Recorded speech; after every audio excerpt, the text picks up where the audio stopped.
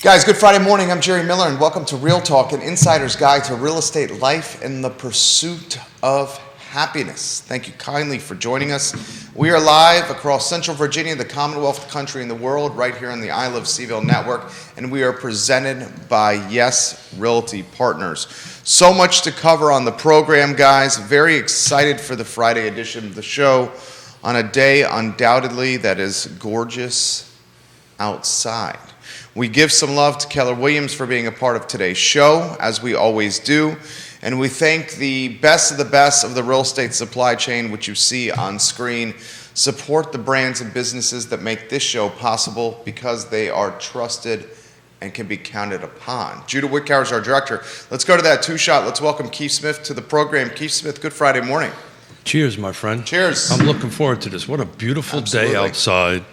And like I said on the hot mic intro, I can't think of a better way to do it is to hang out with you and our viewers and just have a lot of fun. It always amazes me how our viewers and our listeners just take this show to another level. So I'm excited about it. I'm just going to do a little kickoff, please, just from a real estate perspective, and we'll see where the feed takes us. If you can tag Maggie Gunnels, I'd appreciate it. We certainly will. I had a conversation with Maggie Gunnels. I got a client looking to build new construction in Lake Monticello, and I've kind of reached out and said, hey, do you have anything coming up? And I told her I'd showcase her lot that's about ready to hit the market. Maybe that's not in my best interest, but I think tomorrow there's going to be a pretty awesome lot that's coming on the market for about $49,900, right on $49,500. Yeah, 900, I believe. That's affordable. Let's call it 50,000. Yeah. That's affordable. Yeah. So it's in a perfect spot. It's right next to the Turkey Sag Gate, and to me it's priced right. We've had this conversation a little bit on Friday, what the formula kind of looks like. So it's typically 6-to-1, 7-to-1. So that's somewhere between a $300,000 and $350,000 house and lot package, which is right at the sweet spot of the market out there. So, $50K for a Lake Monticello lot. Let's think about what it gets you. You normally take the cost of the lot and times it by 5 or 6. So historically, it's been 5. But so that means the home would have an asking price roughly 300. Roughly 300. Yeah, so that's 6 times 50, 300K. Yeah. So in today's market and today's material costs, you're probably closer to the 6 to 7 multiplier, and I don't want to kind of geek out on that, but generally that's how that works. If you take a look at a home in a new construction market that's being sold for $350,000, the developer or the builder's probably paying $50,000-$60,000 for the lot. That formula has kind of been in place since the beginning of dirt, or at least 35 years since I've been doing it. So, but it's really, from a lot value perspective, it's pretty awesome. I know the lot well. I walked it actually yesterday. Flat. It backs up against Food Lion area. Actually backs up against a subdivision within Lake Monticello called the Acres, which I developed, which has $400,000 to $500,000 houses. So it's in an area that supports that kind of price point. Easy in, easy out. Water, sewer. It's got fiber internet to it. She's going to do well. She's a rock star, and that lot's is going to move pretty quickly. So multiple questions immediately coming to my mind, and then we'll get to some of the comments that are coming in. If it's 5 to 6 times the multiple of the dirt, and these pieces of property in the city of Charlottesville, like the unfinished one that's 650 square feet, that has an asking price of $299,000. Yeah. That means you're telling me a $1.5 to $1.8 million house needs to be constructed there? So there's different. You have to hedge that formula a little bit. Okay. That area is probably closer to 4 to 5 to 1. Okay. But that's generally the rule of thumb. So $1 million home if you knock down that house. Yeah. Well, let's look at it this way. That's Palatine Avenue. Yeah. Well, let's just not talk about that. Let's just talk about a parcel in the city of Charlottesville. Just to build something nowadays, you're starting off at $300 a square foot. That's just entry level. I can't believe I'm even saying that. I remember, just to put it in perspective, when I started building in 1987, would you want to take a gander on what the going square footage price I was? would have no idea. $50. Okay. So now we're 6 times that. We're at least 6 times that. 6 times that. And I remember when I was starting, $50 to $60 a square foot was high. Back in the Stone Ages when I was doing it. In the 80s, okay. Yeah, so so just do a little bit of math, right? You can, and this is quick formula kind of stuff. But if you're going to build, and you're a lot smarter than I am, I don't have to get my calculator out to break it out. But if you do a $300 square foot to $350, that's kind of the range right now on a 2,200, 2,400 square foot house, and add that lot price, whatever that math comes out with, that's pretty much where it's at this particular point in time. John Blair, what's up, good buddy? Oh, Love John. when you watch the program, JB, over on LinkedIn. Man, that is something, dude. You're looking at Palatine in general. That's why this. I prefer not to use the word upzoning, but let's just use it because that's the term du jour. Yeah, well, that's what it is. Well, Yeah. I disagree. Well, we can argue. As Neil Williamson has said, that's what it is. Yeah, well, Neil's a genius, but sometimes anyway, I don't want to get involved in that because I'm probably going to lose more facial hair. You're going to shave that mustache. That much. And I have a story about that. I bumped into Juan Diego the other day, and we were having a conversation. I was like, please, June 2nd, 2023. He said, nope. And I went, damn, I guess I'm shaving the mustache off, which is good. I will be more than happy to shave it off live if it really happens by June 1, 2023.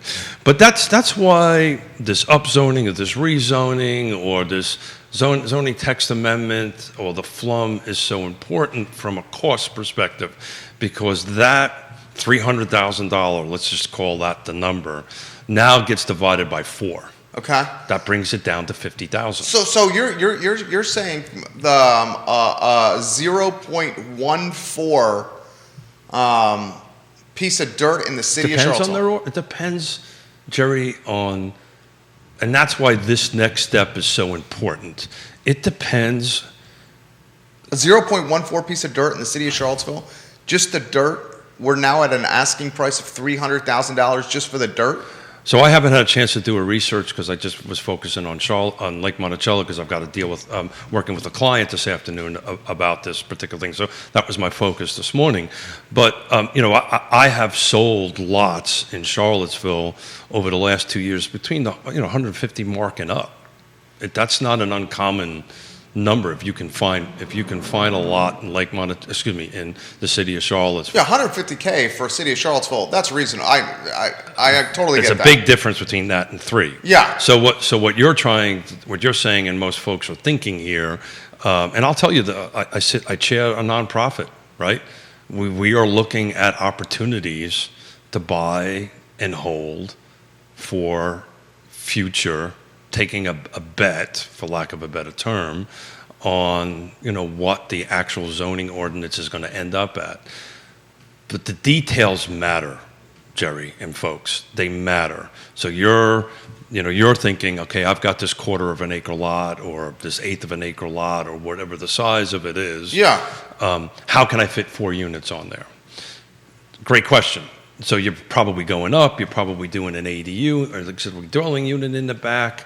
But how they set up the actual new text to the zoning ordinances. That's why they potentially could do what's called a zoning text amendment, leave the zoning alone, right? Don't come up with a new zoning classification, but they can change the requirements in it. So they can say, okay, you could do 2/2s, you could do 3/1s, which is 3-story, 3 separate units. So there's your 3 with a small ADU in the backyard, change setbacks, so forth and so on.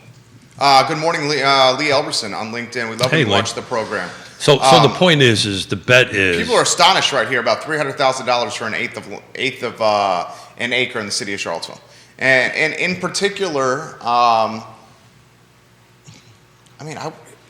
Palatine Avenue is not north downtown. No, it's not. No. Palatine. Yeah, and look, I don't want to get into the value on that one way or the other on that end of it, but there may be somebody who thinks it is, and there may be somebody who purchases that wants to sit on it. I've actually walked that my number about 300 grand to bring that up to speed is about right. The current If structure. you want to bring the current structure up to speed, you're probably spending about 300 grand. Good night. And the asking price is 300, Correct. essentially. Yeah, so you're looking at 600. You're looking at 6 bills just Yeah. to get 652 square feet Yeah, up to well, speed. that 300,000 has budgeted in there some expansion, right? Growing a little bit in the back, maybe going up or something like that, turning that into double the footprint that you have at the moment. So what's your prediction, your crystal ball on what's going to happen with that? Now that you've walked it. Yeah, it's hard to tell in this particular market. I think somebody's going to buy it. At what price point we won't know until it closes, but Sure. but somebody's going to buy it, and it could be an investor, it could be somebody that wants to do what Scott was talking about, which was great stuff on Wednesday about some of his loan products that are new and out there that they can actually renovate it. The struggle is finding the builder and so forth and so on to go ahead and do it. But there's paths out there to go ahead and do it. Interesting. All right, let's get to Maggie Gunnels. Kevin Yancey, good morning from Waynesboro, the king of Waynesboro. We love when you watch the program. Kevin Yancey, you shared some good listings on the Wednesday edition of the show that got us talking, my friend. Keep the commentary coming, Kevin Yancey in Waynesboro. So let's go, Maggie Gunnels, the fabulous Maggie Gunnels. $50,000 lot in Lake Monticello. It really puts things in perspective. A lot of people talk about burning the gas, the time, the wear and tear in the vehicle, commuting from Lake Monticello to the city of Charlottesville. But boys and girls, the distinguished gentleman just identified, you can get what size lot in Lake Monticello? Oh, it's a third of an acre. A third of an acre. It's actually over. It's 0.4? 0.35 or 3.6.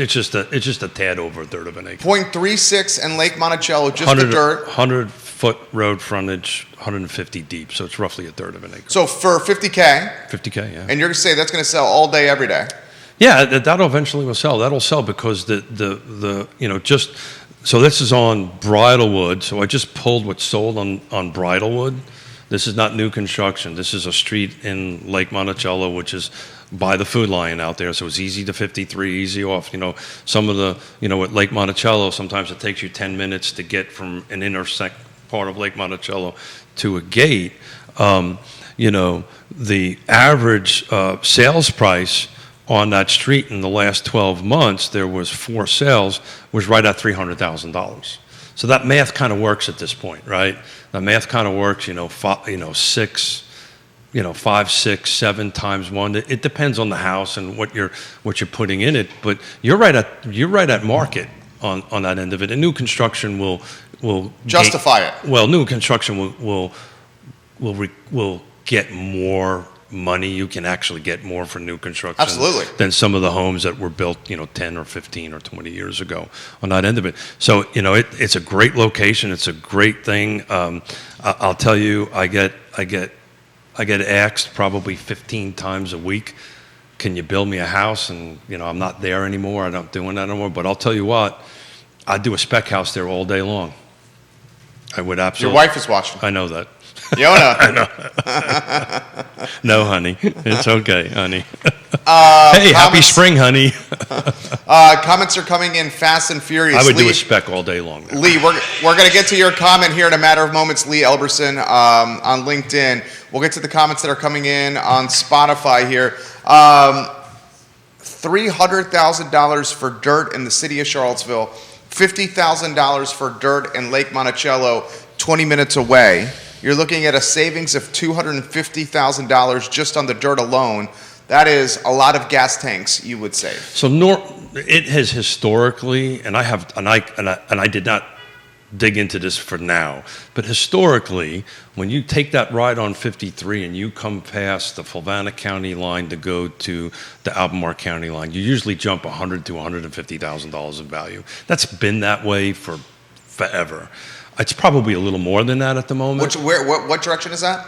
So if you come out of this entrance of Food Lion on Route 53, right? That's where this lot is. That's right next to it. And you start driving Route 53, you actually go from Savannah into Albemarle County. And it's historically been about $100,000 to $150,000 jump. What you can buy in Savannah versus what you, and that's just a real general term. You go western Albemarle, it's way higher than that. You go to Schuyler, it's a little bit different. But as a rule of thumb, you're jumping about $100,000, right?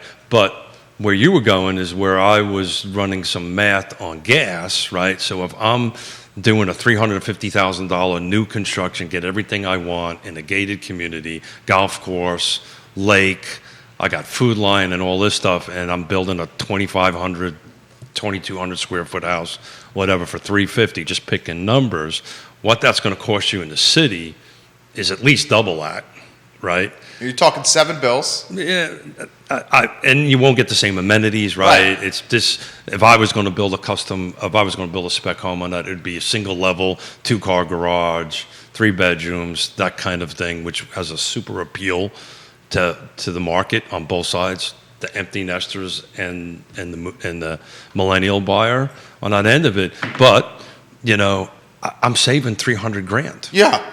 Right. That's a hell of a lot of savings. That's a lot of gas. Yeah. You can, even though we're at $4+ bucks per gallon, it's, one needs to take a look at the math. And it's literally, this is the client that I'm working with that's looking for this out there. They are actually a millennial buyer, and they're actually, that we've had this discussion about the math, and we're leaning this way. The governor, Glenn Youngkin, proposing a suspension of the gas tax in the Commonwealth for 3 months. I saw that. I think that's a smart move. Jason That's roughly Howard, 26 cents, right? 26, 27 cents. Yeah, roughly. Yeah. I can look that up. Lee Elberson, this is for you, the CEO, Chief Executive Officer, and all-around great guy. And hell of a poker player. We talk about that, a hell of a poker player. A man who's living the vegan lifestyle, training for a triathlon. Ooh. Has an affinity for some high top shelf brown liquor. Great squash player. Way to go, Marine. Very likable guy. Lee Elberson has this comment on LinkedIn. I read an article yesterday talking about the most expensive places to live. San Francisco was at the top of the list with the median housing salary ratio of 8. Want to guess where Charlottesville is right now on that list? Oh, it's going to be high. Most folks may know this, but Charlottesville region is the second highest cost of living in the state of Virginia, next to Northern Arlington Virginia. and Yeah. that kind of thing. Within the top 25, which is just purely a guess. Lee Elberson, do us the favor. Send us the, is this the USA Today article? If it's the USA Today article, let us know. But if you could, put the article in the feed so we can read it and mention some of these talking points on the program. Where does Charlottesville stack up on that list? San Francisco clearly number 1. Let's get to, as we wait for Lee to put that in the comment feed, let's get to Daniel McDougal. D-Mac, we love you, D-Mac. Daniel McDougal, seriously, thank you for participating in these shows. Makes He us says, better. What's that? Makes us better, man. He says, Makes me this better is anyway. exactly why we built in Troy. Yeah. We saved about $250,000 based on what Keith said. Yeah. So my 300 was close, but 250 to 300. It depends on when he built. If he built a few years ago, that's probably making up that $50,000. But that. Moved from Forest Lakes to Glenmore, now in Troy with a custom build, D-Mac and his family. So I bet you his travel time from Forest Lakes to work is almost the same as from Troy to work. If he can answer that question, that'd be great. But I bet you his windshield time, not in miles, but in actual time, is probably comparable. I don't want to speak for D-Mac, but he has said in previous shows that he's in the mortgage business. The virtual aspect of what he's able to do allows him to service clients anywhere. Got it. So I think his commute is darn near close to non-existent now. Yeah. His commute may be from the second floor to the first floor office. To the first floor or kitchen table. Yeah. He says working from home on fiber optics. Oh, That's without what a he doubt. just said. He's in Troy, man. That's it. So go back to this lot, right? So this lot is at 50 grand, has central water and sewer to it, right? And it has fiber to it because I've checked it out, right? So Firefly is literally to the lot on that end of it. And if you forget a half a gallon of milk, it's literally an eighth of a mile from the front of the lot to the front door of Food Lion. So you can take a nice walk over to Food Lion, get your half a gallon of milk, or you can walk all the way across to Blue 53 and get yourself a cocktail, or you can walk over to Villanova's and get yourself a pizza, or you can walk over to Sal's and get you another pizza.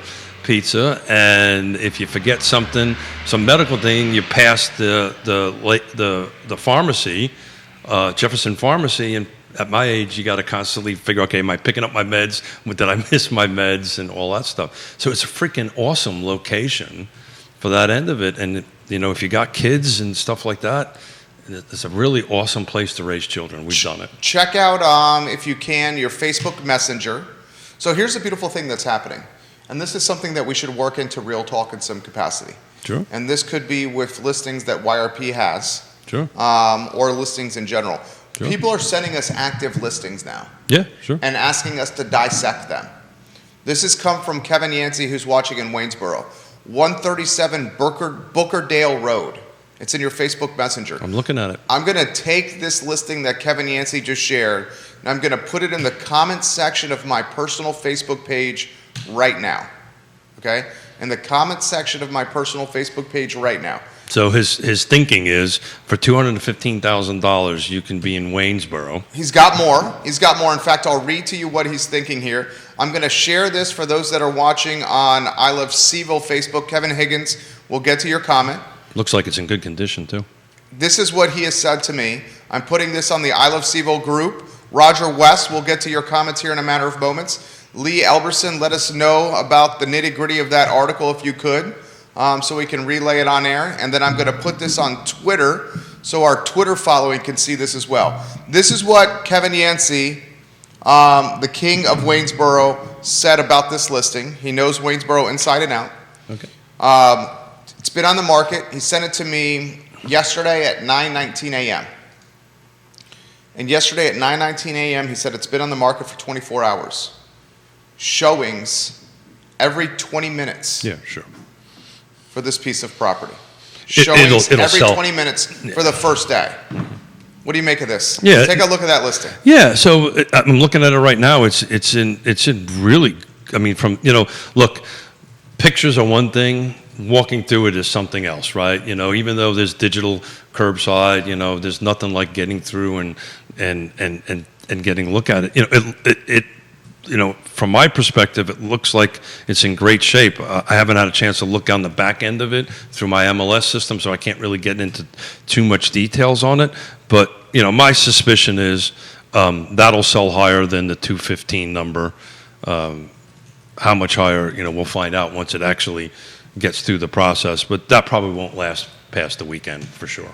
Waynesboro, this comment's come in on one of our Facebook pages. I just put this on Twitter, across Facebook. Kevin Higgins, we get to your comments here in a matter of moments. Roger West, we will get to your comments here in a matter of moments. He says, great info from Keith Smith right there. Yeah, so, excuse me to interrupt you. So I'm reading, because I'm reading the listing and just buzzing through the pictures. The comments are spot on. Just buzzing through the pictures real quickly, from my perspective, all that home really needs is a fresh coat of paint and some carpet. And that's what they're talking about in the listing. It's on a half-acre lot. It's got a basement. This is not going to last past the weekend. It'll sell definitely more than the list price. But to go back to the Lake Monticello conversation, if you take that same house, and that's something, if I have my laptop with me, I can take a look at it. That same home in downtown, that same basic 3 bedrooms, 2 baths in Charlottesville is probably listing and trading for double, if not 3 times that amount. So that's a lot of gas. Yeah. Kevin Higgins, is there any correlation with the future explosion of electric vehicles and home sales? Does the profile of an EV buyer impact your sales strategy as an agent? Yes, because we've been talking about this For about 18 months, yeah. About 18 months, right? So it's very interesting, and thank you for bringing that up. King of Greenwood, Kevin Higgins. Thank you, sir, Kevin. Thank you for bringing that up. So we talked about this 18 months because we had a bit of a, not difference of opinion, but let's say some fodder for a talk show. Historically, when gas starts getting up to $3 or $4 a gallon, Waynesboro tends to slow down in the market. Gets a little softer. But that is not happening now, and we kind of predicted it wouldn't happen. EV has a lot to do with it. A lot of it has to do with, the interest rates, even though they're climbing up, are still historically low, right, on the end of it. So you can buy a little bit more house per your monthly payment. I think EVs are going to be a big impact. And the reason I know that is some of the builders and developers I'm talking to that are working on that side of the hill, they're looking at putting in EV chargers, if not as an option, but as a standard thing. What can you buy a Bolt for right now? You know that well. About 40 grand. That's the Chevy, is it Bolt or Volt? B, with a B. Well, They used to have a Volt, but they stopped making that. Okay. This is basically a compact Chevy Bolt, B-O-L-T. It's front wheel drive. It's about as basic as you can get. It's somewhere around 40 G's. Around 40 G's, okay, right, on that end of it. Seems like a no-brainer. It is a no-brainer. I think personally, if I was living on that side of the mountain and working in Charlottesville, I'd want four-wheel drive just for the weather and all that stuff. So is that a push for the Hummer? Yeah. We know you want the Hummer. The wife and I were talking about this here. Gas car and electric car in the family. If you have a 2-car family, 1 gas, 1 electric. We have 2 gas right now. We're like clear cut. The next one's going to be EV. Yeah, we've been on that train for about a year and a half. Is that the truck? Because the truck is the next one to replace, right? Yeah. Is that right? Yeah. So let's move on. Okay. Yeah. I would do a Lightning if I was really in all sincerity. I would probably get the Ford F-150. That one's sharp. It's sharp. Yeah. It's not $150,000 like the Hummer is. How much does that run? Probably in the 60 to 80,000 range. But hell, if you buy a tricked out truck right now, which blows my mind. It's talking 80, 90K. That's what you're spending anyway. Yeah. So I'm all in on it. My issue with it, frankly, it's too big for what I need it for. I'm probably going to wait for something a little bit smaller. But Yonna and I, it's funny, we talked about this morning. Even before this $4 a gas environment that we're in, plus, Yonna and I always drive 1 car in. We can do that, right? Well, yeah, because you guys, yeah. We organize our schedules. We're pretty good about that. And if I have showings, so we historically don't take 2 vehicles in unless we absolutely have to. So, for us that's easy. But my truck is staying in the driveway. By the way, we're driving Yonna's Subaru, which gets a little bit better gas mileage than my truck. Kevin says, is homeowners insurance more affordable for EV owners that have a garage? That I don't have an answer for, but I'll tell you, he's bringing up a great concept, and something I've been working on is trying to bring back another insurance agent for April, so we can log that question and X the folks that I'm trying to bring in on that. Kevin is going to go with 100% electric Silverado, May-June release for the Chevy Silverado. Yeah, so I need to research on. That's Yancey, not Higgins. Yeah. So I'm going to take a look at that. Thank you, Mr. Yancey. I'll take a look at that because that's probably suited more to what I need. I'm not building houses anymore, so I don't really need a pickup work truck, but I need a truck, right? Maybe I don't need a truck, but I want a truck. You're a truck man. I'm a truck guy. You like trucks. I've always been in a pickup truck, which reminds me of a story. Oh, please tell us. I like your stories. So which blew my mind. Let me see. I got here in 1987. We'll let the police pass on by. Thank you, CPD. Thank you. We appreciate you, CPD. From a guy who comes from a family of service folks, thank you for those guys. And absolutely. Thank you for what you're doing for them. Yeah. So I remember my first pickup truck I bought was in 1988. It was in January of 1980. I was here in 1987. I brought down a van, and I bought a pickup truck. And I'm fresh out of the Marine Corps, fresh out of New York, right? Haven't assimilated into the way of life down here yet. And I went to Jim Price to buy a truck. And it was a Friday afternoon, and I saw this truck, and the salesman handed me the keys and said, come back on Monday, drive it over the weekend, and tell me what you think. And my initial thought was, are you nuts? Yeah. Why you must have an honest face. Why are you handing me a set of keys for a brand new vehicle? Did he keep your license?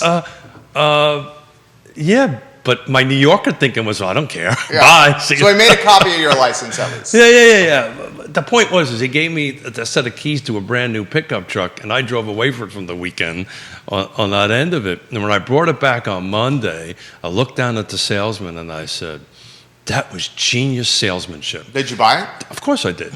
There was no way I was not going to. I fell in love with the truck over the weekend. I bet you did. That was smart. But the New Yorker in me was like, are you nuts? But the salesman, I learned a valuable lesson from there about salesmanship. It was a pretty genius thing. The Silverado only comes in crew cab. That's for you. That's what I want. Yeah, and it doesn't have a huge rear bed in it, which I don't need. Right. If I remember correctly, it's kind of modeled after the old Avalanche. Avalanche is great. Yeah. So it man, I'm in. I've always was. I'm probably going to get myself into trouble. So your wife's watching? No, not with my wife. I'm going to probably upset 50% of our listeners and our viewers. Okay. But I've always been a Chevy guy. I've always had Chevy trucks. Those fighting words Those over are there. fighting words. Those are fighting words. Yeah, never had a Ford truck. Always had a Chevy truck. But you got a Toyota now. I got a Toyota, man. That took me 6 months to decide to do It's a twin, he says. It's a twin. He says yes to the twin. You speak truck better than I'm talking about. Twin. You mean two doors, like 4-door maybe? Twin. I've never heard that one. Well, what are you referencing there? And he says it's like a rock. Roger, we'll get to Kevin. What's the wait list on that? What's the weight over there, Yancey? This is from Roger. How many square feet for the lot in Monticello, Lake Monticello? It's a third of an acre, whatever that math. Well, how many house can you build? Oh, shucks. You can build. The setbacks over there are so the lot is 100-foot wide. You got 10-foot setbacks, building setbacks on the side. So whatever you can fit in the middle on that end of it, you can build 3,000-4,000 feet in there. Not that you would. I don't think the market around there would do that. I think the sweet spot, again, if I was building a speculative home over there, no, honey, I'm not going to do it. A speculative home, maybe I'm thinking about it. It would be about 2,400 square feet, 2-car garage, rancher, master bedroom on one side, living area in the middle, little screened-in porch off of the back, 2 bedrooms on the side and the bath. I built hundreds and hundreds of those over the years down there at Lake Monticello, and it would sell before it got finished.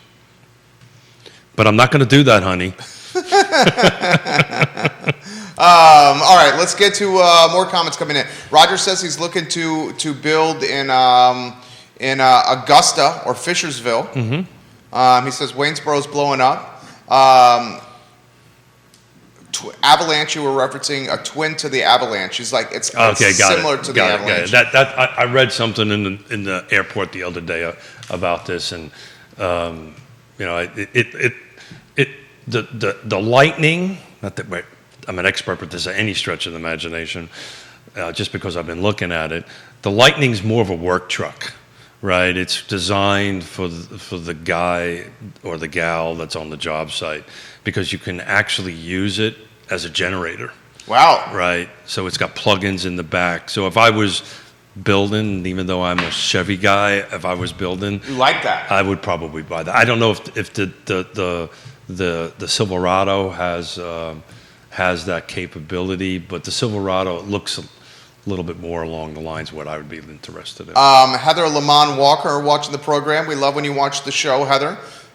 Retired teacher, daughter a current teacher. She offers insightful perspective on the show often, and she says this, Heather, sincerely, I very much respect your opinion and the stuff that you post on social media. She says you would be surprised how many teachers in the Western Albemarle feeder school system live in Waynesboro. Sure. Some of the neighborhoods built in the past 10 years are lovely and affordable, 100%. We routinely highlight the tree streets in Waynesboro, and frankly, those are getting to be no longer one of the best kept secrets in the area. Well, I think we kind of fixed that. Yeah. Look, the reality of it is that, under normal, and I've crunched these numbers for our show we did a year and a half ago, and tracked them for like 30 years. Normally when gas starts climbing up, the other side of the mountain, real estate market starts dropping down. That is not happening. It is not going to happen on that end of it because we now have options. The other option on top of the EV thing, over there, mostly they have some super fast internet. Not all of it is fiber, but they have some really good broadband going on over there. So, you probably don't have to travel over to the other side. So we got a lot of folks now watching in Waynesboro here. Now this is from Jennifer, who's watching in Waynesboro. She says our homes are now trading for over $300,000. Yeah. Oh, yeah. We see what's happening on your side of the mountain, and it's starting to come to us. Fortunately, I'm a homeowner, our family is, but we're certainly concerned what this is going to do to our assessments and our taxes.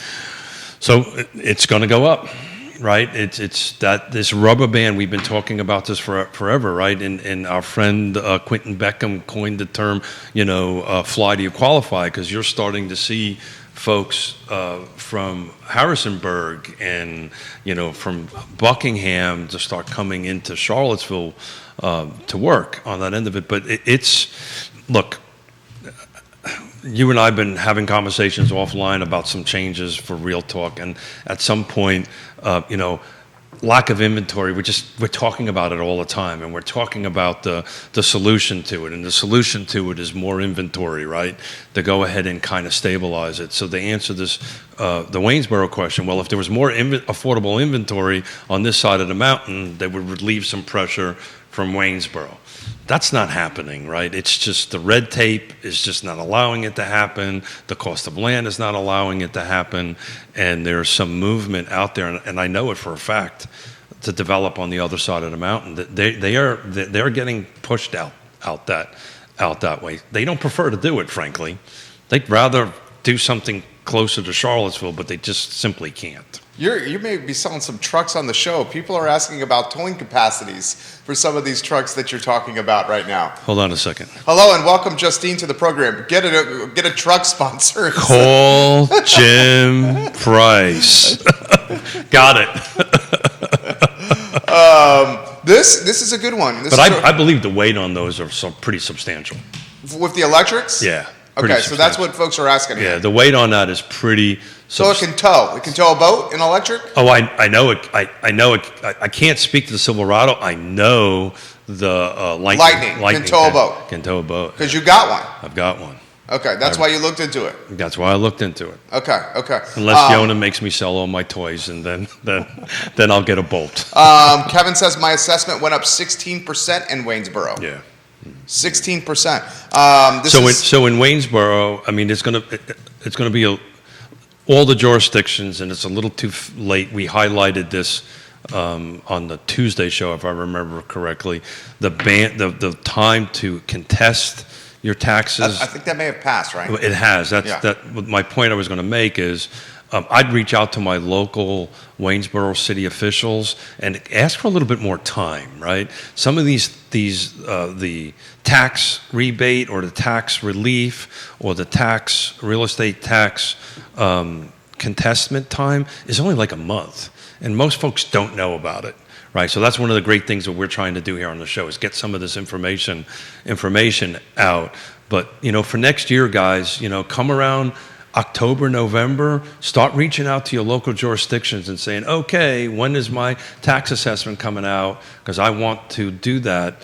And one of the things that Yonna and I do and a lot of real estate agents do during that time period, we get a ton of phone calls. Hey, is my home really worth this? And we'll do a quick CMA for them and give it to them as ammunition to go back to the county and say, whoa, time out, or the city. You valued my home way more than what the market value is. I need you to reduce it. And by and large, they'll do it for you. Very good stuff. Very good stuff. This is from Jackson. Jerry, please he called you the distinguished gentleman. Oh, thank you. Please remind the distinguished gentleman about the history of iconic buildings show that you guys discussed before he went on hiatus. He called it hiatus. Please. Hiatus. Yeah. What's the thing? What's the term? Jackson, great comment. Judah, I'm gonna need some help from you on this. What's the term when like a professor or somebody goes away for a while? The leave of absence? No. Sabbatical. Sabbatical. Yeah. I prefer that term. Sabbatical. He went on a 2-week sabbatical to recharge the electric vehicle, the electric that is Keith Smith. Yeah, I'm getting Facebook messages from viewers on my watch. So don't forget the icon. I'm sharing. I spent the first week of the 2 weeks working on it. Okay, good. I've had meetings with UVA Historical Society folks. When we do this, it's not if, but when we do this, I want this to be off the charts good, because anything we do, we're going to do first class. 100%. Always. I also want to make sure my facts are right. I'm okay with having fun and winging it, but something like this, oh my gosh, it's going to live forever. Well, it's somewhat that, and I also don't want to do disrespect to the people that came before us by getting some of the historical facts incorrect. So I'm working on it, so please be patient. I'm a one marble guy doing a 2 marble job, so it takes a little bit of time. And my 1 marble I've got's a little rough on the edges. So please be patient. Thank you for sharing. You should outline what the plan is. Yeah, so we're formulating it, right, Jerry? So the plan... Multiple people, Daniel McDougall, Christopher Eagle, Jennifer, sabbatical. Yeah. Thank you, sabbatical. We should have best... We love you, Christopher Eagle. Yeah. Best dressed realtor in the United States, period. Not even the area. Dude, the viewers and listeners hold us on our P's and Q's. Yep. And look, I'm excited. Christopher and I are actually going to be attending a boot camp for brokers licensing and stuff like that. So poor Christopher is going to be sitting in a room for me for 4 days straight. I hope you have bourbon, Christopher. I'm just joking.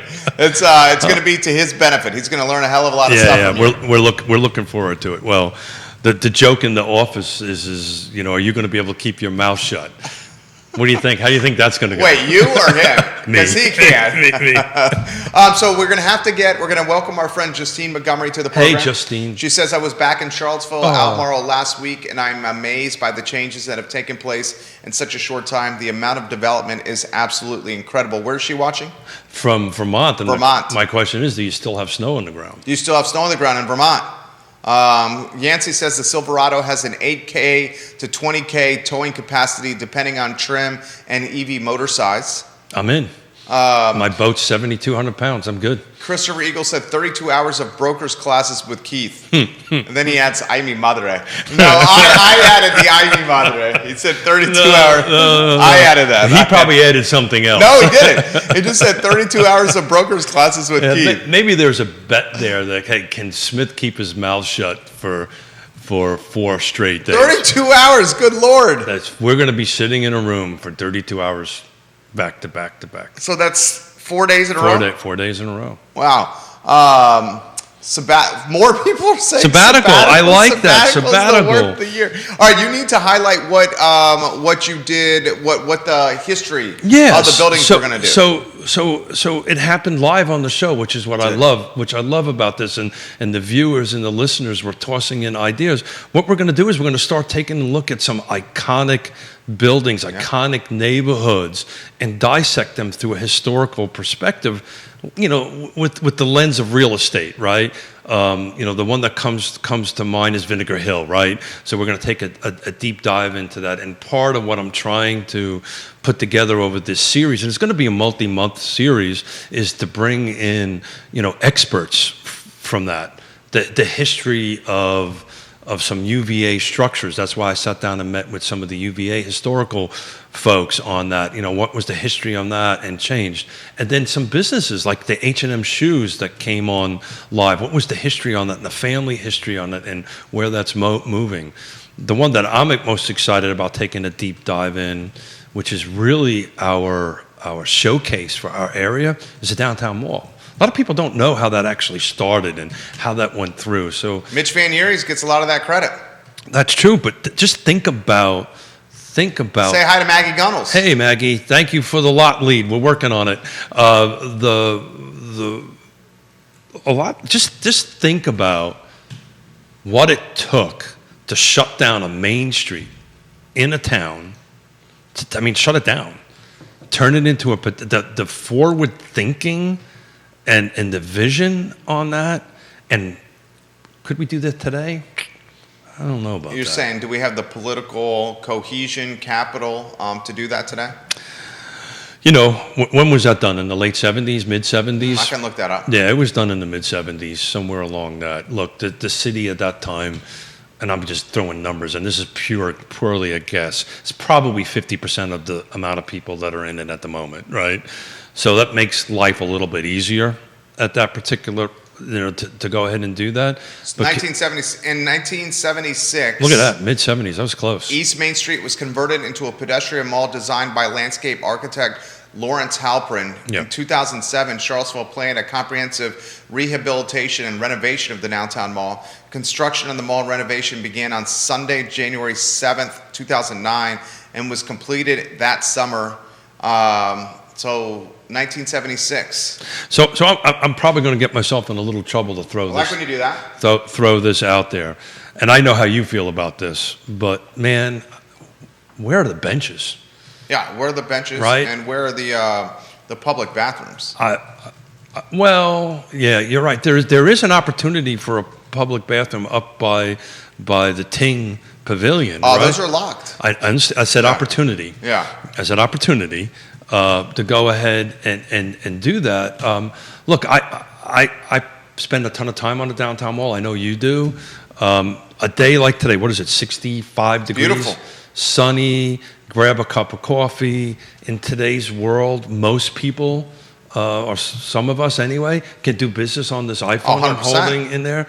And what a great, I'm getting text messages, I'm watching all this stuff. What a great opportunity to sit there on a bench, interact with locals, with people, send a few emails, send a few texts, make a phone call. But man, there's no seats. Where is there a place to sit? I don't know. There may be a reason for that. Oh, we know there's a reason for that.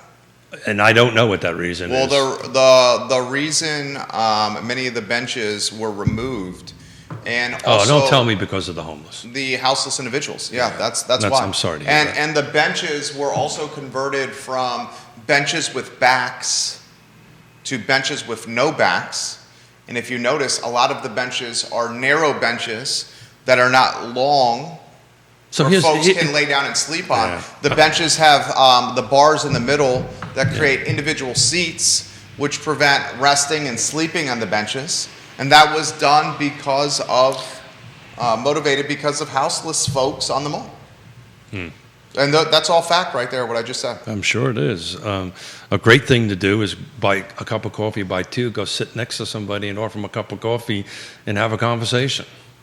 That's also why a lot of the public bathrooms are not being prioritized on the mall. Yeah. Well. And interestingly, a lot of people don't know this. The downtown mall, Judah knows this, downtown mall in Charlottesville is actually a designated public park. Oh, I know. Yeah. It's a public park, the downtown mall. Sure. Well, they had to make it that designation in order to have the pedestrians on it and all that kind of great stuff. That's if I remember. So my research on that's the reason I knew it was about mid 70s. The research that I've done on it, I remember reading that in some of it. Well, man, it's a treasure. The point I'm trying to get at is in the 70s, somebody was forward thinking to do that. Mitch Van Eerie, the mayor at the time, was one of the stakeholders in that transition. Interestingly, I believe it was the first one in the country, if not the first or the second one. But there's very few pedestrian downtown malls left. Another one is in Hendersonville, North Carolina. Uh-huh. If anybody has an opportunity to what visit, do you mean by left? I mean they're shutting them down. Yeah. And why is that? Because it's such a car-centric world. Look at look at one of the debates that's happening around the mall. To add parking or to not add parking. To add a parking garage or to not add a parking garage. Yeah, and I get all that, and I guess sometimes as a New Yorker, I just think about it differently. So when I go to the downtown mall, I always find parking. I just got to walk a couple of blocks to get there. I say this all the time to the folks that, tenants that rent in this building. Like, where am I going to park? I have worked downtown for Long time. 14 years. Yeah, sure. In 14 years, I've never paid for parking. Yeah.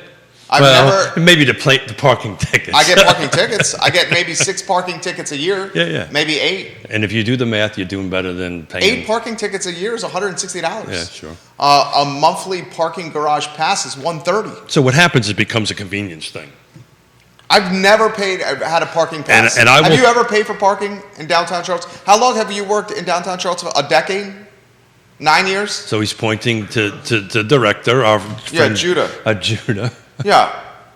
Yeah, so You've never paid, right? I've never paid. It's a time thing, and I pay all the time because You're usually running late. I'm usually running Yeah, late. we'll speak to the truth there. Is that fair? I'm usually running late, but tell them why I'm running late. Well, because you're a busy man. I'm a busy man, Yeah. and I'm on the phone. You do a lot of stuff, yeah. I'm doing a lot of stuff, doing a lot of work. Today I just came from a car Yeah. communication Totally board get it. meeting to come over here. And oftentimes you sweet talk your way out of the park. I did that yesterday. I have no was it doubt not you yesterday? did. I did that Tuesday. Dude, I walk by the Market Street garage. Who's the kind lady that works there? Oh, she was one of the top 12. Oh, I can't remember her She's name. amazing. I think it's Phyllis, but I may have it wrong. But she is. She routinely goes, "Hey Jerry, how's Keith doing? How's Keith doing?" Yeah, you're going to get me. She into loves trouble. you. Yeah. Well, She's amazing. She's great. But all you have to do is be kind to people. And I love her energy. Her energy is awesome. She watches the show. Yeah, I kind of happened to leave my wallet at home on I Tuesday. remember. No, I didn't tell you about this. You did it again? I did it again, yeah. Well, you get the first hour free. Yes, so you get here. Well, obviously the show runs over an hour. Yeah, so this was actually Wednesday when I had to sneak out to go to another board meeting, and I was under the hour. I forgot I had my wallet in my running bag, which I left at the office, and I was like, oh man, I left my wallet home. So she was out walking around in the parking area. I said, hey honey, how you doing? How's things going? Blah, blah, blah, blah, blah. I'm sorry, I left my wallet home. She goes, well, okay, no problem. And I hand her the ticket. She goes, dude, you're free. Get out of here. Yeah, first hour's free. Yeah, I didn't know that. Yeah, first hour's free. Yeah. But the reason I do it all the time is, one is I like to talk to her. We always have a great conversation. To me, it's well worth the $2 or the $3 just to have a conversation. What is it now an hour? Is it $2 an hour or is it $180 an hour? Yeah, I think it might be bumped to $2. I don't know. I pay about $2 every show. Okay. I think so. Anyway, I can't remember. Okay. Is it not prorated the hour? No. So what happens is if you go over an hour, which we regularly do. You usually get here at, you usually park in that garage at what, 9:50, 9:55? Yeah, maybe. Okay, call 10 for the sake of conversation. At this case, 10:10, but so you go 10 to noon. I guess that's the $2. As soon as you go over the hour, it's $2. Is it? It's not prorated? As soon as you go over the hour, it's $2. Really? As soon as you go Even over the hour. if it's 5 minutes? The only reason I know this is my boss, Mrs. Smith, and my CPA said, man, you spend a lot of money in parking. And I said, well, I da-da-da-da-da-da-da. She goes, okay, well, we're going to need to move that money from this account to that account so you can write it off of the show expenses. So, not that anybody needs to know that, but that's where it's at. Yeah, but to go back to the parking thing is I'm usually busy doing something else. I got a short window to get here, and it's automatic. Parking is automatic. Yeah, but if I took an extra 5 minutes or 10 minutes, I'd find a parking space probably somewhere over by. There's always spaces over by Friendship Court, which by the way, shout out to PHA. If you have an opportunity to walk around there, they're starting their development on it. It's a pretty neat project. I got an eyeball on it the other day. Give them a snapshot. Friendship Court is going to become a mixed-use development. Yeah, so somebody Google it. It's a mixed-use development, mixed income. Mixed income, yeah. Sunshine and the folks over at PHA has done a great job.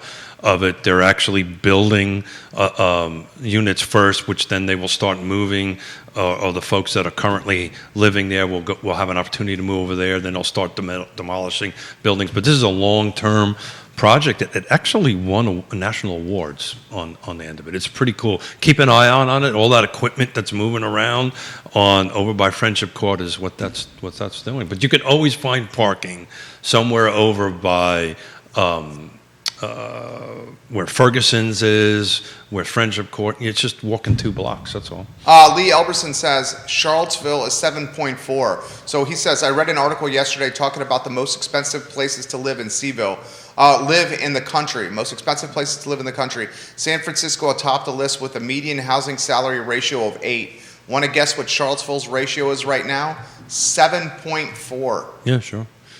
Yeah, I don't disagree with that. You've been talking about this forever. Is this becoming, the new Silicon Valley, San Francisco kind of setup? Of the East Coast, and wait till the data science school opens.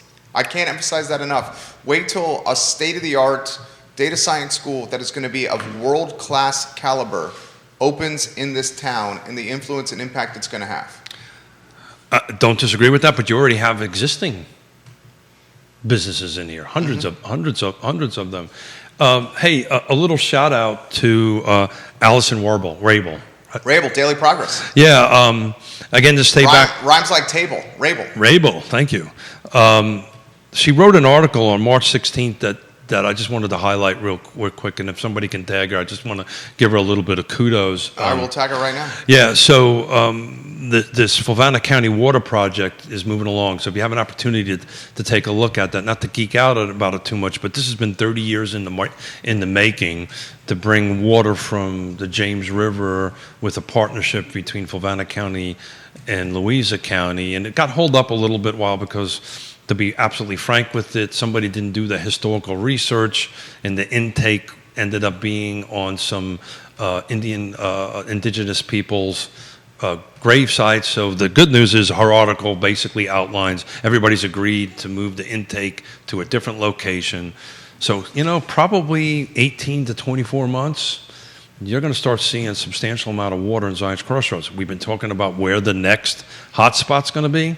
Once this water is once this actually starts construction of this new intake down there, you're going to start seeing the Zion Crossroads, which it is already, starting to really explode. And folks like our dear friend John Ornalis, his business is just going to go Johnny off. Ornalis, El Mariachi, Mm-hmm. Fantastic owner, fantastic restaurant. So I wanted to give her a shout out. Not too many people are covering that, and she is. This is a big thing for those 2 counties in our region. I just tagged her on the feed. Jason Howard, hello, welcome to the program. This is a good comment. This is something we should cover. Jerry, you alluded in previous shows and on previous posts that the downtown mall could evolve into a business improvement district, a bid. Please talk about that and highlight the pros and cons of a bid for the downtown mall in Charlottesville. Do you know much about business improvement districts? I do not. I'm going to get a lesson here. So, business improvement districts are organizations formed by private property owners and businesses with a legally constituted city district. Members pay a special tax to cover the expense of providing their bid with services beyond what the local government offers in the area. Is that allowable in the state of Virginia? Yep, Okay. allowable in the state of Virginia. So a bid, a business improvement district, and I'm curious, genuine curiosity here, I would encourage everyone to check out Friends of CVille, is it .org? Yeah, friendsofcville.org, and look at the heavy hitters that are a part of friendsofcville.org. Some of those heavy hitters are Charlie Lewis, huge property owner of the downtown mall, Hunter Craig, Ludwig Kutner, Joan Fenton, a huge property owner of the downtown mall, as is Ludwig and Hunter, Chris Henry, Keith Woodard. Mm-hmm. I mean, we're talking heavy hitters here. Yeah, influential business folks. Influential property owners and business folks. So they're forming. So let's talk about this for a second. So if it's on the books at the state level, we don't have any issues with the Dillon rule, right? So that means, again, I'm just shooting from the hip here. Then that means the local jurisdiction, in this case, which is the city council, they have the rights to do this. It's an interesting concept because what the taxes from sales, where is the revenue coming, the incremental revenue coming in from this for the jurisdiction? The business improvement district Yeah. is paid by private citizens. So if there's But you mentioned tax. That's the reason I brought it up. So if there's here, I'll read to you again. A defined area within which businesses are required to pay an additional tax or levy in order to fund projects within the business improvement district boundaries. So if there's a bid on the downtown mall. So it's a property tax? No, so if there's a business improvement district on the downtown mall, I Love CVille would pull money out of its coffers, and I would gladly do this. Sure. Gladly do this. Sure. Pull money out of our coffers, our business coffer, our business account, I understand that. and pay an extra fee on top of the taxes we're already paying the city to the business improvement district for endeavors that the business improvement district is championing. So my question I'm asking, is it a property tax or is it's just a straight up business? It's a straight up. It's based on volume. I don't even think it's based on volume. I think it's a flat fee that the businesses it's not a tax, it's a fee. It's a levy. Got it. Yeah. It's a levy that the BID, the Business Improvement District leaders, would say, you're a part of this district, we would like this from you, and it's going to go to these things. Yeah. So I would do that in a heartbeat. Yeah, so more than likely, I mean, I'm shooting totally from the hip, but just a little bit from knowledge on how this works at the local jurisdiction. It has to be tied to some sort of revenue. It has to be tied to some sort of value, how they can establish. My suspicion is on that end of it. But I'll dig into the state code on that. It's pretty, if there's a state code for it, it's pretty clear how it needs to get put together. So these districts typically fund services which are perceived by some businesses as being inadequately performed by government with its existing tax revenues, such as cleaning streets, providing security, like a CIP making capital improvements, construction of pedestrian and streetscape enhancements, and marketing the area. The services provided by bids are supplemental to those already provided by the municipality. Got it. The revenue derives from a tax assessment on commercial property owners, and in some cases, residential property owners. Yeah, got it. So it's as I said earlier, it's tied to some sort of tax assessment. So this building where you're in this business on it, it's an additional tax assessment to the property owners in that. The bid also has fees provided by business owners that do not own their properties that rent from landlords. Roger, got it. Yeah. Cool. So guys, follow a bid in the downtown mall and Friends of CVille and the true potential. I would do that in a heartbeat. I think there's a show here, because my suspicion of the way it'll work is the city will come up with some sort of special CIP for this zone, right? Capital improvement. This is what we want, and then through real estate taxes or fees or however the structure is going to be, they create that. The question I would have as a taxpayer or fee payer on that: what impact do I have on how that's being spent? Well, that's a good question. That's a very good question. Right. So if that. I would suspect what'll happen is they'll create some sort of working group of business owners in that help. I think that's where Friends of CVille is going. Yeah, got it. Yeah, I profess to know a little bit about this stuff. I've never heard anything about. That's the group that $40,000 for the wrap of the Dewberry. Yeah. $10,000 contributed by Johnny Dewberry. The remaining $30K from Friends of CVille. The group I know well. I follow them, but this bid concept, which is really interesting, because then you can tie this bid concept into your what's the DOR? What's the beer garden concept? What's the acronym for that? DORA, Designated Outdoor Refreshment Area. Yeah, so you can tie the two together on that end of it, and just come up with this incremental income on that end of it, which you've been talking about forever. Oh my gosh, that's a freaking no-brainer. I mean, good Lord, and you know what? This is something that I've talked about. You know what finally is going to motivate council to do that? Albemarle County doing it first. Oh yeah, sure. And then when Albemarle County does it first, they're going to be like, you know what's going to happen?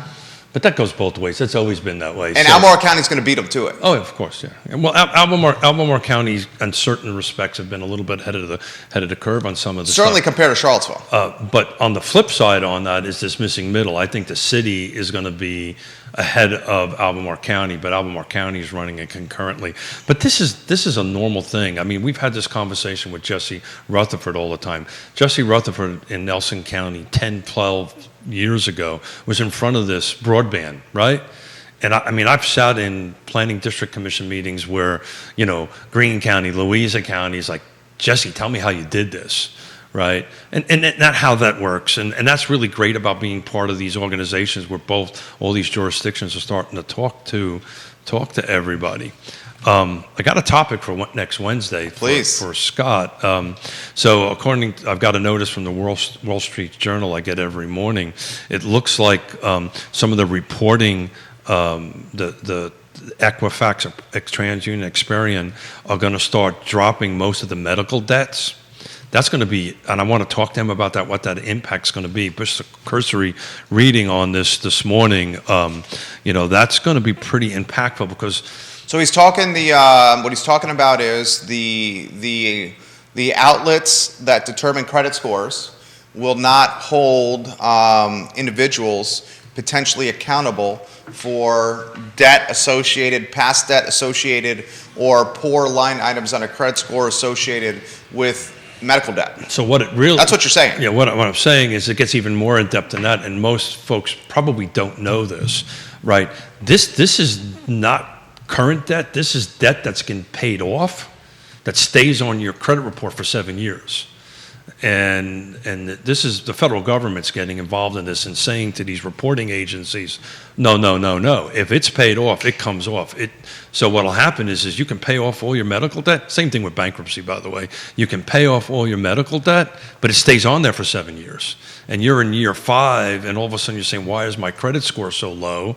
And you'll find out when you take a look at it, they're still reporting that medical debt. And if you read the article closely, particularly with COVID, some medical debts are starting to come up. So I'm really anxious to hear what Scott has to say about that on Saturday and Wednesday, on what impact that might have. Because if they can start adjusting credit scores a little bit, that could loosen up the market a little bit as far as, helping buyers, right? If they can get a little stronger on their financing options on it. So I thought that was interesting. I think that's fantastic. I think it's absolutely. Do you have any comments on the DORA, the designated outdoor refreshment area? Yeah. Why aren't we doing it? Your personal comments are? Why aren't we doing it? It's no brainer, right? Yeah. It's especially for a jurisdiction that is like strapped. Yeah. So I've been involved in local government for 35 years. I will tell you, from being involved in the last 35 years, the last 2 to 3 years, you're starting to see things loosen up a little bit more along this. And what do I mean by that? Historically, jurisdictions are afraid to try something new, right? Because they just don't know what it's going to happen. They don't know what liability it's going to take. It's just the way they are. They don't think like you and I do, like entrepreneurials, right? Hey, I'm willing to take a risk. Let's do this. If it doesn't work, just don't do it if it doesn't work. Well, if it doesn't work, then you say, okay, we tried it and it didn't work. Historically, local governments don't like to do that, right? They're not in that kind of business. I will tell you, and maybe this has a lot to do with us being in the room, with me being in the room over years, I'm starting to see that change. I'm starting to see this change where they're really saying, okay, missing middle matters, right? Density matters. Incremental income matters, right? We have to start changing our business thinking on it. So maybe I'm a bit Pollyannic on it, but I'm starting to see this change. I don't think you're Pollyannic on it. I just thought that was a cool word. Did he use that word correctly? He's working.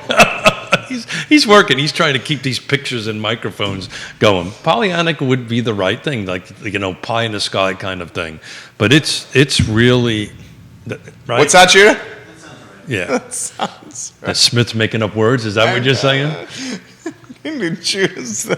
All right, keep going. Yeah, I've always defended our local jurisdiction folks, our local elected officials. I know how difficult it is to do that job, and it's thankless.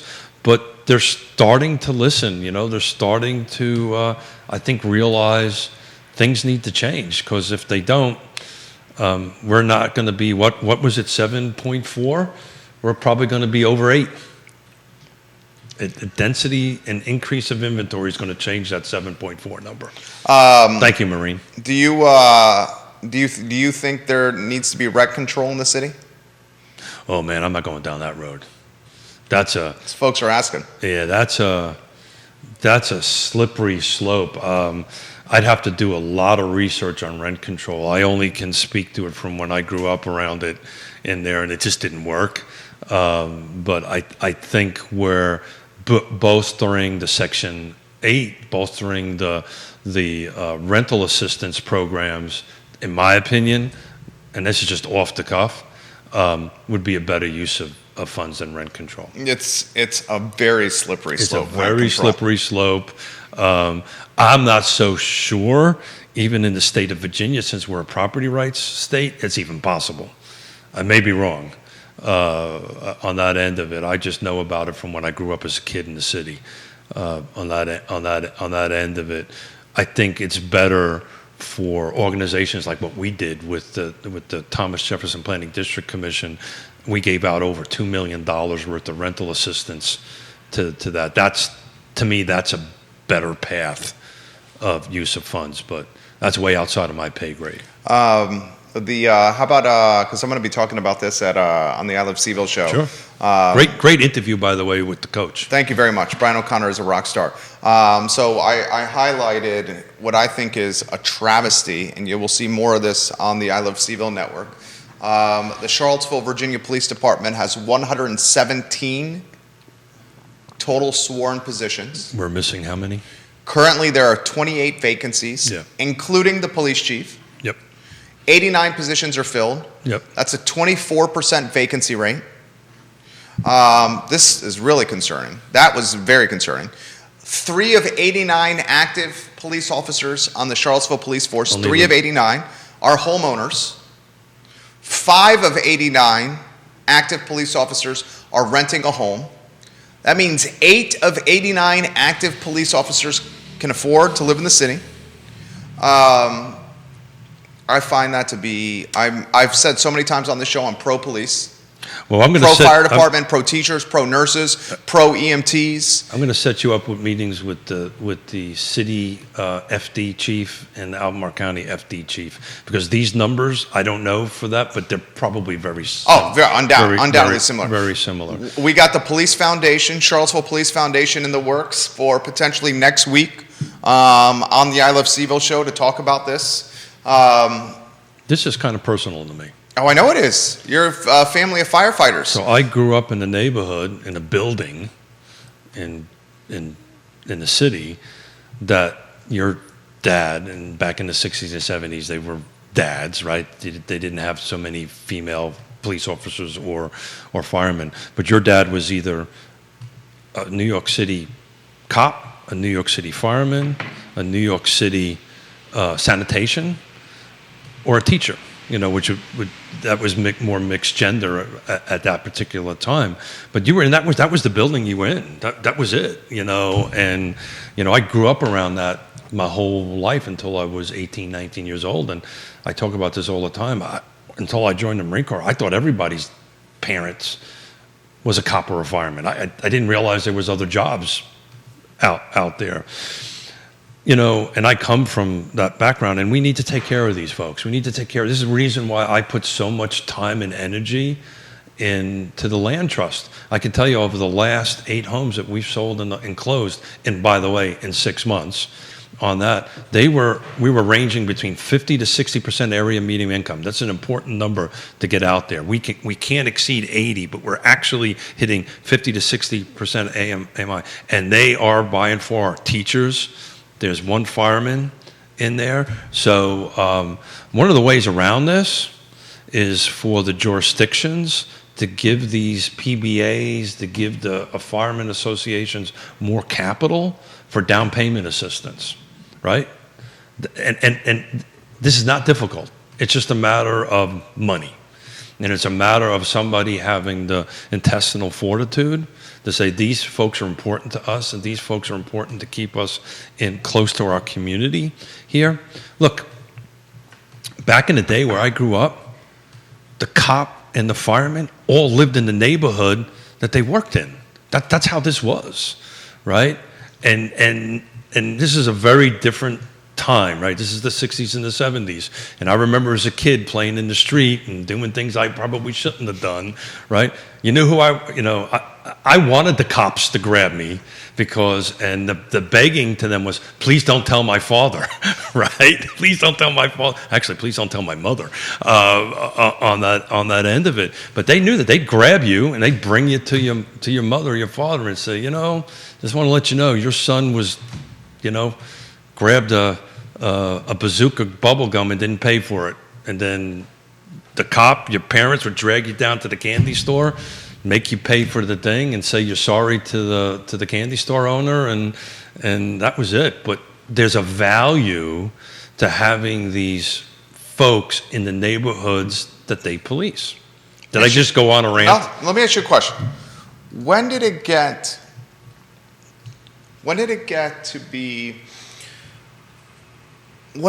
be so socially accepted to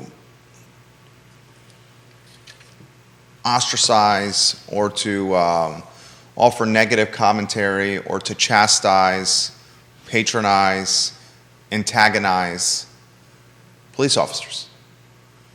The same small, loud, organized, and far from the majority group in the city that is screaming, defund the police, is the one behind tax,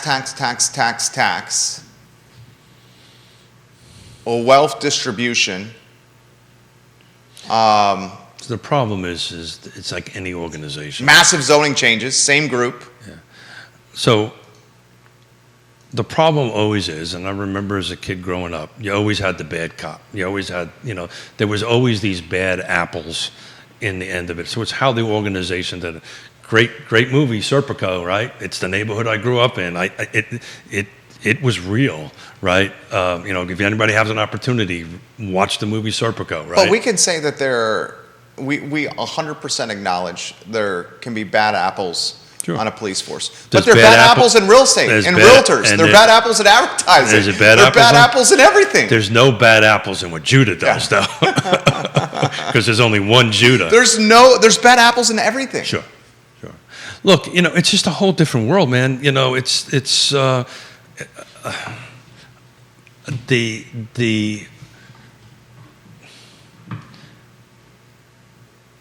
I'm thinking, I'm choosing my words carefully. I know you are. Carefully here. It's unfortunate we have to. Well, because I know what you feel. I know what you feel. Yeah. And it's very, and I know what you want to say. Yeah, it's very hard for me because, I grew up with people that their fathers, police officers, their firemen, didn't come home. That's what I'm saying. And unless you are, Jody Mills is a prime example. Jody Mills' father was a DC fireman. We love Jody Mills. We love you, Jody Mills. Unless you as a child grew up with that, and it was always a thing that you kissed your father goodbye, and probably, there's a likelihood he wasn't coming home. Yeah. Right? And that for 18 years of your life, 20 years of your life, is impactful. No doubt. Where I was going to go. Talk show hosts and branding experts and realtors do not have that in our profession. We do not have that in our profession. I will tell you, though, safety is a big point in the real estate business. You'll be surprised. Not like police. Not like police, not like firemen. Yeah. I'm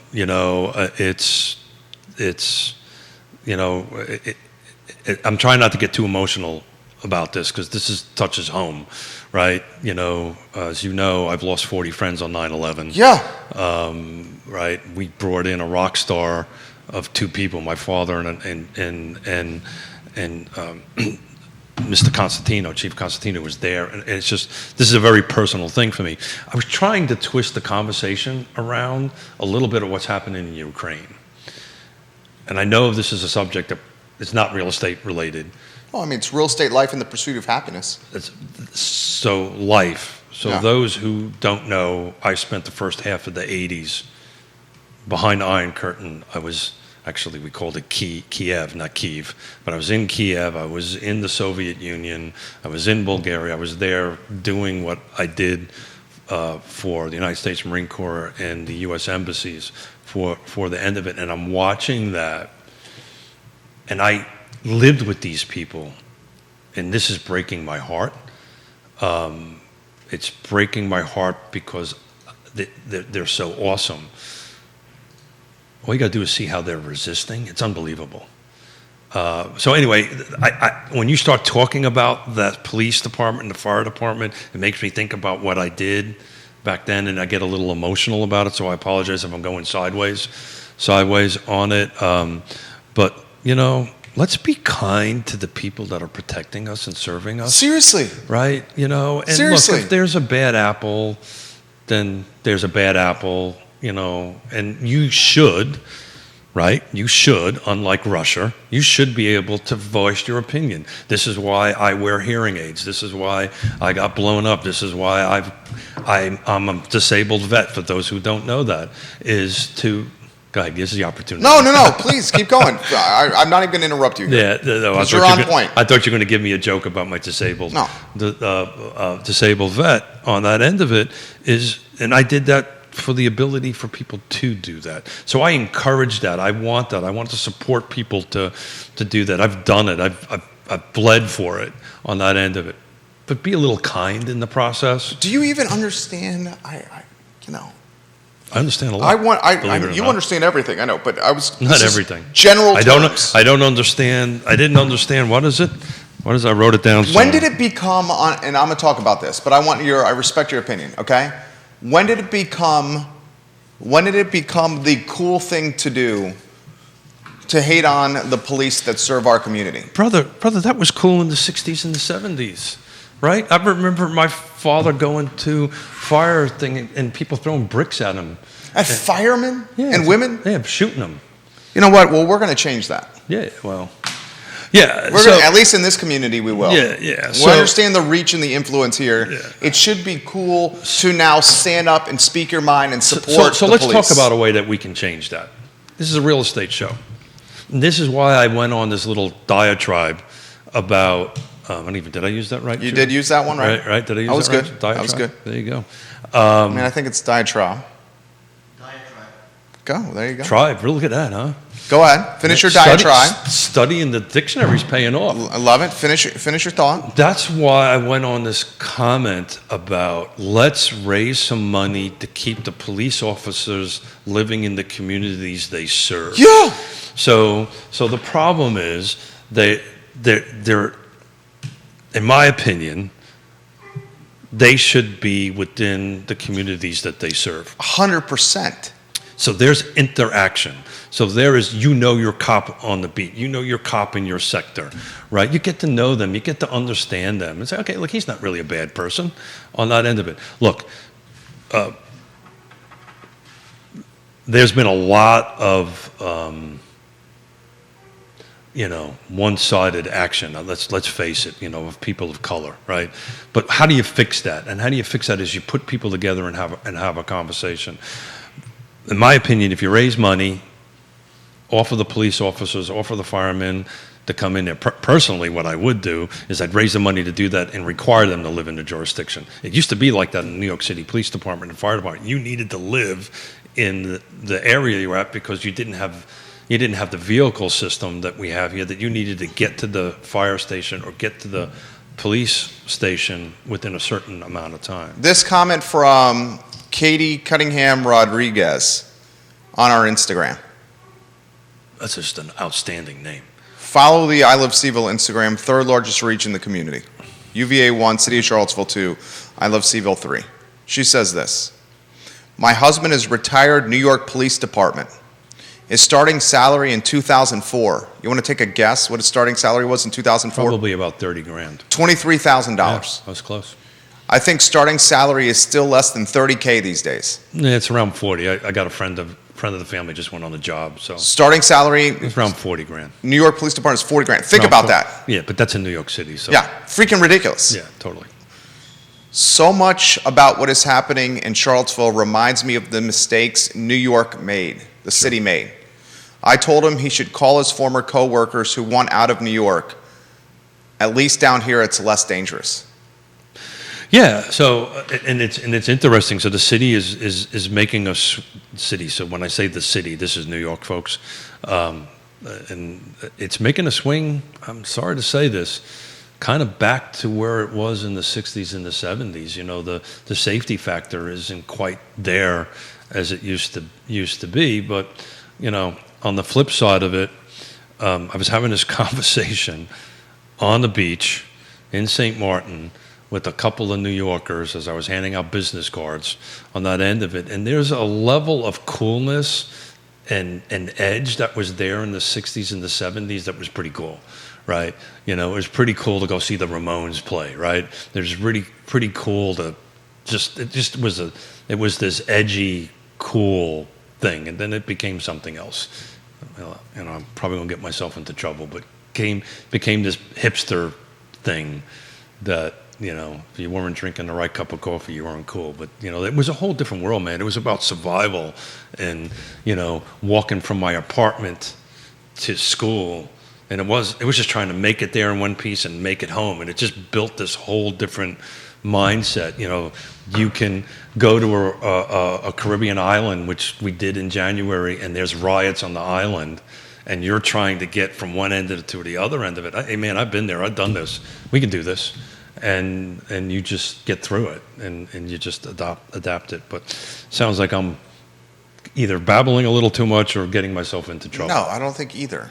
I think, you know, and I if we can get the police department to, let's get off of cops and firemen. What about the freaking teachers? What about the teachers? What about the nurses? The nurses? Yeah. The nurses are our new heroes, or our new frontline thing. Where the cops and the firemen were after 9/11 during COVID, it was the nurses. These folks are working gazillion hours a day, understaffed, underpaid. And got to travel 45 minutes to an hour to get to work. I'm gonna cut to the chase.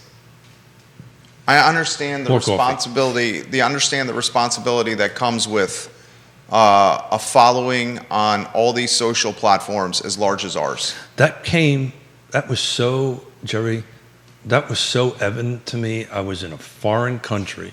I was literally in a foreign country.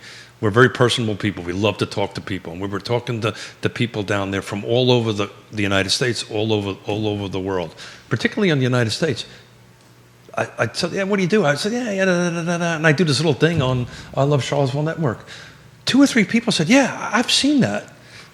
I'm getting chills talking about it. The responsibility now was like awesome to me, that we've got to get this right. This is the reason why I want to take the time on this historical thing, because this has kind of become the paper or the digital footprint of record. Dude, I Love CVille last year reached over 253,000 unique IP addresses within 60 miles of Charlottesville. Sure.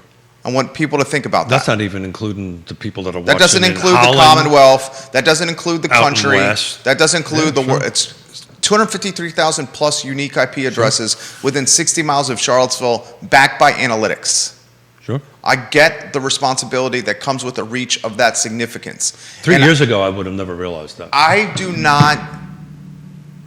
I am willing, and I know you are too, to take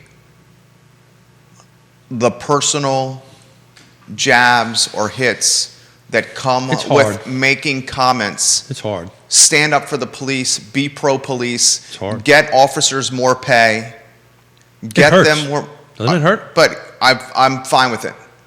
I'm totally fine with it. It hurts. I'm willing. It hurts. But you got to have thick skin, right? You have thick skin, you know, and you got to know you're doing things the right way. Yeah. So I come from a different background than you do, a different environment than you do, different upbringing than you did. But I spent 6 years with, let's face it, the Soviets, the Russians that are trying to kill everybody in the Ukraine had me in their sights every day. 24/7, 365 days a year. So anything that's going over there is not surprising to me because I've seen their ability, seen their capability to do that. And I have some great Russian friends, right? But I mean, do I have time to tell a short story? Please. So then we'll close. And it's a little bit of a downer, and we'll like to end on a high if you don't mind. Sure. But none of this surprises me. And one of the differences that we have now is what I'm holding in my hand is this phone, right?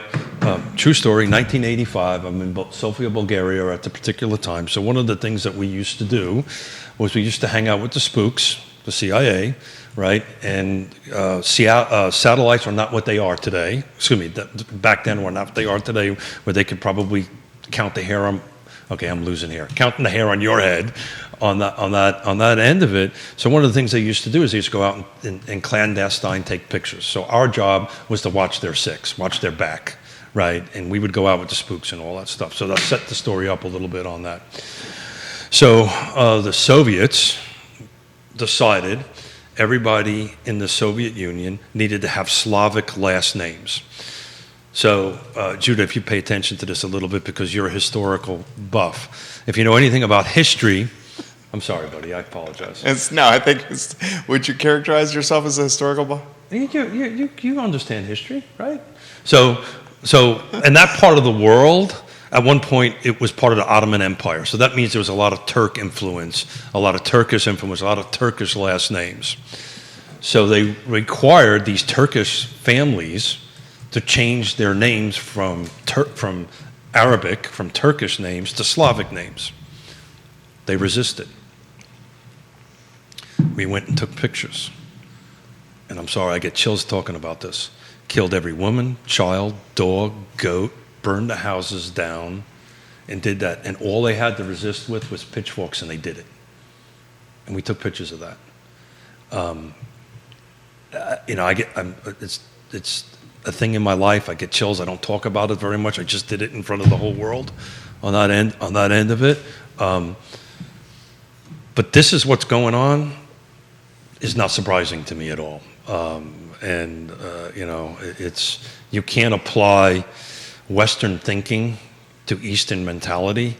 The people that are running this have been in the KGB. They've been their respect for life isn't the same as what ours is on that end of it. Don't know why I went down that road. I appreciate it. At the end of it, I think to wrap it back around is let's be kind to one another. If anything over there, let's be honest with each other.